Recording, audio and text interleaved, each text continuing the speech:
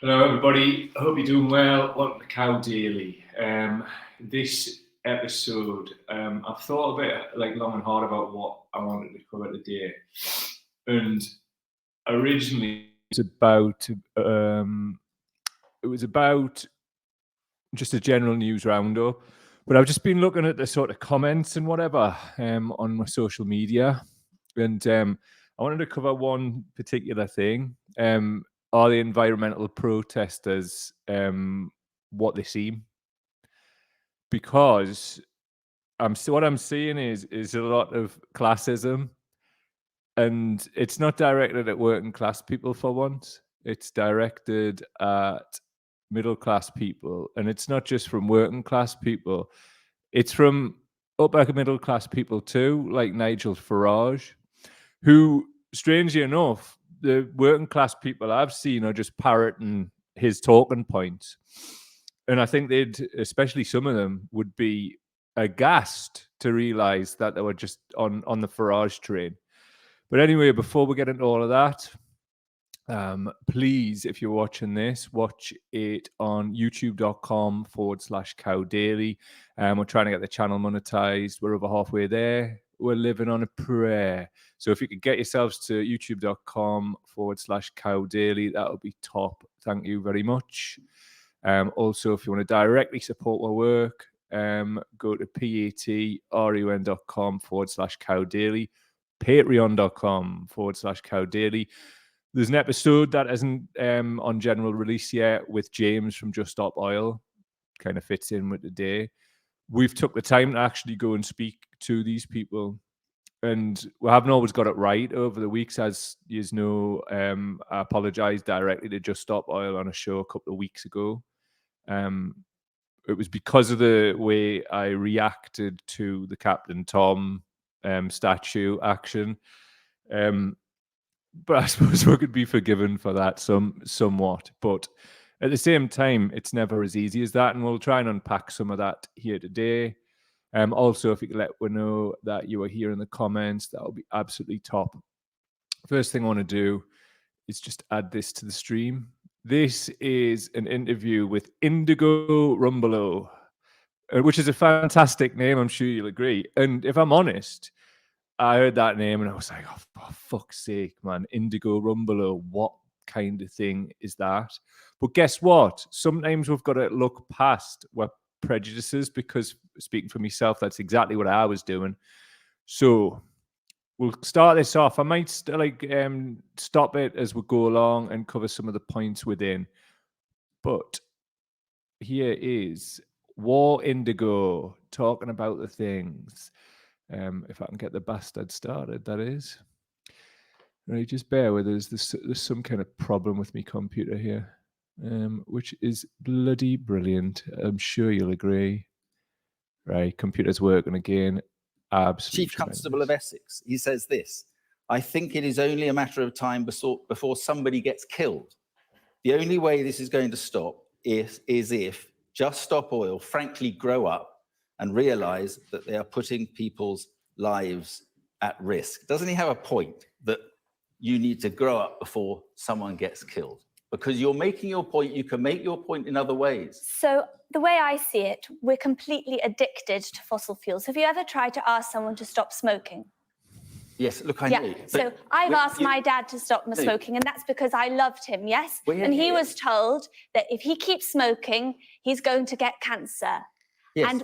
And the scientists will tell him, you know, he's going to get cancer. But it's not very pleasant process. No, one second. Could I just finish? Because you're asking me about the disruption, and I'm accepting that you're causing. Yeah, I'm accepting that it isn't pleasant, and Right, I'm just going to stop that there for a moment, right?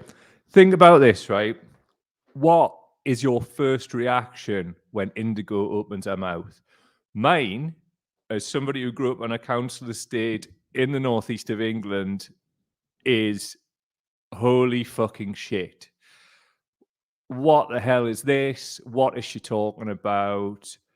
And it's not really the content of what she's saying, it's how she's saying it. She talks very posh like this. And that, for me, is internalized classism. I'm not focusing on what she's saying. And guess what? Classism goes both ways. Both ways. Working class people do it just as much as middle class people do it. And it's about time we acknowledge this.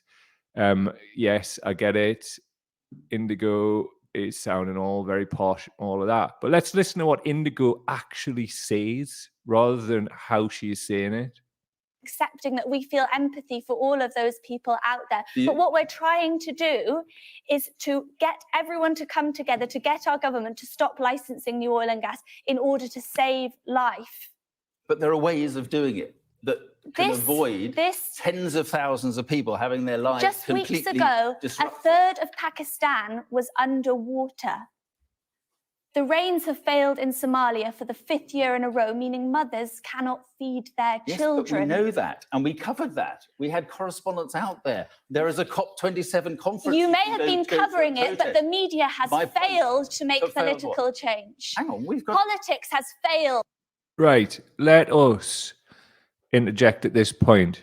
No lies being spoken by Indigo there, is there? And guess what? She's got the absolute stones to get up there on national TV and debate this guy who's obviously doing the usual thing that so-called journalists do, which is gotcha. They're trying to generate clips so they can put those out. I mean, the way this was titled was all about Indigo's tone. It was like news presenter challenges Just Stop Oil protester for shouting. It's not about what she's saying. And I mean, I'm going to talk to you a little bit about how long environmental protests have been going on. And I'm going to give you a personal example. I tell you what, I've talked too much personal shit this week, but sometimes you've just got to bring it in. But anyway, let's hear the rest of what Indigo's got to say. Us. I'm 28. This is the 27th COP conference. And what has happened every single year? The emissions have risen and risen and risen. If you were doing your job properly, everyone would be out on the streets. So we have but they're not. And I really want you to understand. Do you know how grave the situation is? I do understand. And do you have children? I've got children. And do you love those children? Indigo, please. I understand the point. So here we are. And I love ever doing this. Do you have children? Clearly, that permeates these so-called journalistic bullshit or repeater or whatever we want to call these people. It gets through to them, but then obviously the so-called professional head appears to come back on. You're making. You are here today to justify the tactics. You're effectively. Do you love those children more than you love fossil fuels? You are committing a crime. Why should? That's what we're asking you to do. We're asking you to side with young people who are asking our government very politely, in line with the UN, saying that we need to come off fossil fuels. That's one point. With the knowledge that we're going to go over 1.5 degrees and this will undermine the rule of law. We're asking people. Stop shouting at me. To just. Look, you are breaking the law. Your protests are law breaking. Why should you be allowed to interfere with the rights of ordinary law-abiding people going about their daily business? That's the question. Okay, so let's me and you, we can come together, we'll put a referendum up and it'll say, would you like to destroy much of life on Earth, including everything you know and love, or would you like to not? Would you like your government to insulate your house, give you an affordable public transport system, tax the polluters who are making money off people who are starving and cold and hungry in their homes this winter? What do you want to do? So destroy everything we know and love. COP27 making this point. Why are you at COP27? That is the forum. Destroy everything you know and love. This point. Or not. There are more oil lobbyists at COP27 than there are people like you. Why aren't you there making your point? Yeah, and back to this idea. Isn't that disgusting? Why do you imagine that? Think about my dad when he was smoking. Imagine if the cancer research invited Benson and Hedges into their, debate on what they're going to do about lung cancer. Indigo, answer me this. What do you achieve? It's disgusting. Well, I'm just... Right, straight away. It does the tone of the way she speaks. It's ingrained in me as a working class person, right, who grew up in the 80s and 90s in my childhood in the northeast of England. the spectre of the miners' strike hanging over everything. And anybody who sounds like Indigo, it was ingrained really in us that they're there to take things away from us. So I have internalized prejudice towards people who speak like that. But do you want to know the ultimate irony? She doesn't speak exactly like Indigo, not even close. But my partner is middle class. She went to boarding school, all of that. Weird stuff there. The odd couple, some would say, but we love each other very much because we see through all of this shit. And my partner has taught me so much and evolved my thinking around the class system as I have with her. And it gets sometimes like very upsetting because we're both ingrained in what we grew up with formatively, and we've taught each other so much because we try at all times to overcome these thorny issues from a place of love. So I would feel like it would just be utterly remiss not to actually talk about this. And I'm on here every day, and quite a lot of the time, I'm working out this stuff in real time. New evidence presents itself, or I'll confront myself with my own bullshit. And part of sitting up here on camera doing this today is that. Like, what about what Indigo was actually saying? Like, there's a couple of times within that where I was like, oh, God, I feel like I'm being told off by Margaret Thatcher. But that, again, is that whole 1980s Thatcher scarring thing. Sometimes for a laugh, I call my partner Thatch if she's like telling us off or appears to be. And quite often she's not. It's just how she talks. You know, I also, you know, as a working class person, I can get quite loud and appear to be aggy when I'm not. You know, we've all got our bloody crosses to bear. It just comes out differently, but it's kind of the same before it gets to the filter of the mouth sometimes, and the accents and the norms and the values and whatever. So leave Indigo Rumbelow the fuck alone. That is a class name anyway. Indigo Rumbelow, man. Come on. Saying that though, do you remember Rumbelows in the 80s who delivered the tellies? Imagine if she's like some of the heiress to the Rumbelows fortune. But that's by the by. People are saying, right, and by people, I mean that loosely, because here's Nigel Farage. Nigel Farage is saying this stuff, but we'll come back in a minute. Just Stop Oil protesters and the people getting up on the gantries on the M25. Have you noticed who they are? The latest one is called Indigo. Generally, they're called Jocasta or Sebastian. They're nearly all upper middle class spoilt brats who clearly have got nothing better to do in their lives, don't understand fundamental economics, couldn't give a damn about people going about their business. After all, none of these kids will probably ever have to work. And hey, if you missed your parents' funeral, it isn't really their fault. But of course, there's been a narrative from Prince Charles, David Attenborough, right through the educational system and most of our political class, that we're all about to die. Remember, China have produced more CO2 since 2013 than we have since 1750. I don't see them paying any reparations. Right, first of all, that bell end there, I'll come back to him in a minute. The last point there about China, right, it's if you look at it per capita, that's per head of population, it's actually substantially less. So people like to cherry pick things left and right, don't they? But anyway, Farage is saying that all of these people here are just upper middle class and whatever. We'll talk about his background in a minute, but I'm going to share something with you, right? Here's me. I'm on the top of the Esso Garage, Barrack Road, Newcastle. This is in 2001, about 3 or 4 days after 9/11. Strangely enough, it was big news at the time, but because we did this and closed shit down and whatever, it got on the local news. It actually knocked Bin Laden off the news as well, which was no mean feat at the time. I got arrested for this, right? The banner reads, "Stop car culture before it kills us all." This was it 2022, 21 years ago, over 2 decades ago, we were at this. And this kind of stuff was going on before I got involved, which was maybe a year or two earlier than this. There's me in the back of the busy car. Obviously, I was getting arrested for it. Yeah. Friendly neighborhood Alice Wolf was there as well. I think she might even took the picture.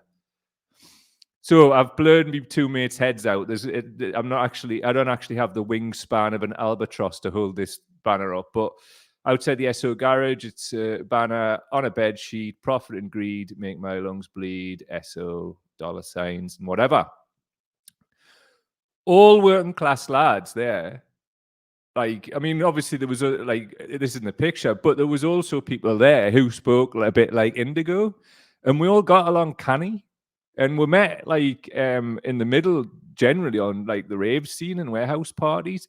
All this like divisionary talk can get in the bin. I know people from all walks of life, and a lot of it's through activism and raves. We've been putting raves on since before then, before 2001. You don't just like check people's working class credentials on the way in. If they're sound with us, we're sound with them. So here is another bit of my point, right? This is an article from our local newspaper, the Newcastle Evening Chronicle, right? And this is from 16th of July this year, 2022. Extinction Rebellion hold protest in Newcastle city centre. Campaigners visited a number of sites in the city, including the SO garage near St. James's Park, exactly the same one that I've just shown you a picture of me on the top, and the construction site at the new HMRC office on Pilgrim Street before concluding at the quayside. This is the crack, right? We've been at this, right? At this for over 2 decades. People, as I say, people have been at this far longer than I have. We've tried everything, petitions, being polite, marches. See, there's another one there, July 22nd, Extinction Rebellion. They went exactly the same place I was arrested on in 2001. That's another part of this narrative I'm seeing develop. What would you have us do different here? Like, I mean, I say us, I haven't done any direct action for a long time. I mean, I suppose this is my form of it now. But I tell you what, I noticed this in myself when we did this on the show the other week. I was laughing and taking the piss out of the Captain Tom thing. And, you know, I mean, obviously, you know, it was a mad thing throwing shit over the top of Captain Tom. But as I said, like during the apology that I did a couple of weeks ago, I mean, when I was 21, would I have done something like that? Quite possibly, yes. That's just a reality, and that's just a fact. You don't have to be so-called upper middle class to be giving it 9 out about all that. So anyway, Farage, giving it the whole like Indigo's upper middle class, this spoiled brat next. Have you seen his background? Right, this is from the Encyclopedia Britannica, right? Farage was born into a prosperous family. His father was a stockbroker. Nigel, nobody where I'm from, none of their fathers were stockbrokers at all. So he attended Dulwich College, a prestigious private school in London. At age 18, instead of pursuing a university education, he became a commodities trader, initially joining the Conservative Party. I don't know any sons of stockbrokers who went on to be commodities traders at all. Not from where I'm from anyway. Since then, I've met people like that, but not from where I'm from. So why on earth, right, are people, including on our social media, promoting Nigel Farage's talking points from that video I've just played? What the fuck is that about? It's people like him leveraging this internalized classism that we as working class people have got. Anybody who talks a little bit like this, apart from the good ones who are saying, like in your mind, who are saying the things you want them to say. And that there's even some people on the left, man, that they're steaming in to Just Stop Oil. Who else is doing anything at all within the timescale that we've bloody got? Anyway, more Farage. People from his school are called Old Elenians at Dulwich College, right? These people did not go to my comprehensive school in Gateshead. Sir Ernest Shackleton, Sir P.G. Woodhouse, Raymond Chandler, Sir Edward George, Bob Monkhouse, Michael Onadachi, Chiwetel Ejiofor, hope I did them justice, politician and broadcaster Nigel Farage, the cricketer Trevor Bailey, C.S. Forrester, and the architect CFA Voisey Paul Senior. Great. Really happy for you that you had the opportunity to continue to be an upper middle class person there, Nigel. But none of these people were anywhere near my school, ever. Further things about his school. This from the Daily Mail. The Hitler Youth claims that hangover Nigel Farage's school days. Fellow pupils at his elite public school. That's the Daily Mail saying Nigel Farage went to an elite public school for upper middle class and upper class people. The establishment. The people who believe this fucking horror bag. Honestly, man. Further stuff. This is from Open Democracy. Exclusive. Influential UK net zero skeptics funded by US oil dark money. Net Zero Watch says it won't take cash from fossil fuel investors, but we discovered a funder with millions in oil. From this article, earlier this year, Nigel Farage announced he was forming a new campaign for a referendum on net zero. Farage's financial backers include the private equity billionaire Jeremy Hoskin, who Open Democracy recently revealed has huge financial interest in fossil fuels. Oh, I wonder why Farage is on this latest grift. Is it because he's getting money to cause more distension? If you were watching a previous episode where I showed you that clip about Steve Bannon when he was propositioning Farage and using immigration, so it's in one of the immigration podcasts. Bannon, one of his sort of stated aims is to dismantle all of the sort of anti-climate protester stuff. Farage is just some kind of little puppet. He just goes wherever the money is. And he's been really successful at it. But guess what? Anybody could be successful with the amount of resources that have been put behind him by bad people. And yet, we see people on our social media every day parroting this fucking shit. Whereas people who have our best interest at heart, like Indigo Rumbelow, are getting all manner of shite. And I get it. She's called Indigo Rumbelow. It is a kind of a, like, nobody was called Indigo Rumbelow when I was at school either. So I've had to work through all of the internalized class prejudice. And I invite you, good people, today to do the same. Because the top and bottom of it is we haven't got much time left, and if we don't, we're fucked. This is why. Keep showing this. 21st of October 2022, United Nations press release, climate change, the greatest threat the world has ever faced, UN expert warns. No lies being spoken by Indigo Rumbelow whatsoever. Also, just a little plug as well. As you can see on the screen, James from Just Stop Oil appeared on Milk Cow Podcast. You can find that currently on patreon.com/cowdaily. If you want to support the work, you can go and access that there. That'll be out soon also for general release. But just wanted to give like a little perk to the patrons because you give me hope every fucking day that we can make this work. So if you're humming and hawing and thinking about supporting me, please get behind me and do it, man. We need you to. Also, if you want to make a one-off donation to our work, PayPal, links in the description. Let's take some comments before we get off, though. John O is saying, I like her. As Admiral Nelson said, forget the maneuvers, just go straight at them. Yeah, man. B62, boom, one, fair play to her. Refreshing, man, nice, like it.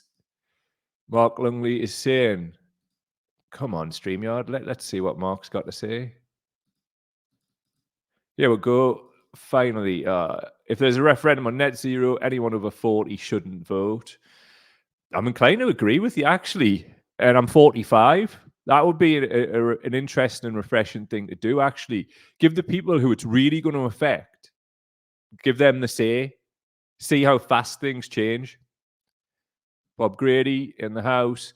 The attack line of upper middle class protesters has spread throughout social media. It has, and it comes from repeaters like Farage and other mates of his in the friggin' media. And that's what I wanted to point out today, because as people have pointed out to us, I still talk like this, like, I mean, I've basically been around my partner a lot, and also I've had a job where I had to work in London, so the accent has changed, and sometimes I talk like a bit like a Senti Borrell. But that's just natural, and that's life. Ultimately, I'm still a poor Raj pocket from Gated Lake. Nah, it's top and bottom it is, right? Leave people like Indigo and James and others alone, and stop bouncing on Farage's dick. You look like a cringe. Anyway, Cheers, everybody. I hope you guys have an absolutely fantastic weekend. Please do share this stuff with people if it strikes a chord with you. That would be really appreciated. And just have a fucking great time. You know what I mean? Now but love for Alias as ever. The weekend's here. See yous.